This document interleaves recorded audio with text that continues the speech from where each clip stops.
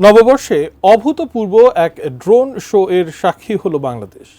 পহেলা বৈশাখের সন্ধ্যায় জাতীয় সংসদ ভবনের দক্ষিণ প্লাজায় ১৪ মিনিটের এই শোতে ফুটে উঠল বাঙালির ইতিহাস, ঐতিহ্য, মুক্তিযুদ্ধ আর ৩৬ জুলাইয়ের দ্বিতীয় স্বাধীনতা।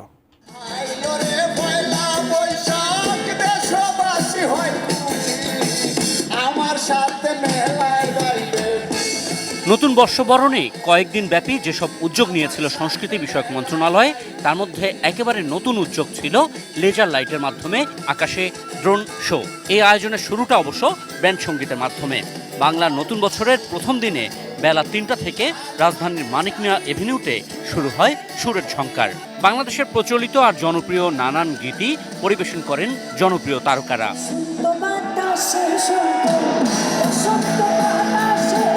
অ্যান্টিব্যাকটেরিয়াল অ্যাডিটিভ যুক্ত সেরা ওয়াটার ট্যাঙ্ক বিশুদ্ধ পানিতে ব্যাকটেরিয়া জন্মাতে দেয় না। একের পর এক পরিবেশনা চলে সন্ধ্যা পর্যন্ত। ঢাকার পাশাপাশি দূর দূরান্ত থেকেও মানুষ এসেছিল এই আয়োজন দেখতে। কালকে সন্ধ্যার সময় আমরা গাড়িতে চড়ছি, এখানে কনসার্ট দেখার পর রাত্রে আমার বড় ভাইয়ের বাসায় থাকবো, আবার কালকে সকালে গাড়িতে চড়ার পর চলে যাবো। মানে আজকে কনসার্টটা খুবই ভালো হচ্ছে। আশেপাশে তো অনেক মানুষজন, অনেক ভিড়, কিন্তু তাও অনেক সুন্দর করে এখানে অ্যারেঞ্জমেন্ট করা হয়েছে। সবচেয়ে বেশি আকর্ষণ হচ্ছে ড্রোন শো। এটা দেখার জন্যই আমি আমার মেয়েকে নিয়ে চলে এসেছি। বাংলাদেশের আই থিঙ্ক সর্বপ্রথম ড্রোন শো হতে যাচ্ছে, আমি এটা দেখার জন্য এসেছি। ঠিক সন্ধ্যা ৭টায় সংসদ ভবন এলাকায় শুরু হয় মূল আকর্ষণ ড্রোন শো। ৩৬ জুলাই রিবার্থ লেখা দিয়ে শুরু। এরপর আবু সাইদ থেকে মুগ্ধ ফুটে ওঠে গণ অভ্যুত্থানের গল্প। মুক্তিযুদ্ধ ১৯৭১-এ যে অভ্যুত্থানের প্রেরণার উৎস ছিল, থাকলো সেই বার্তাও।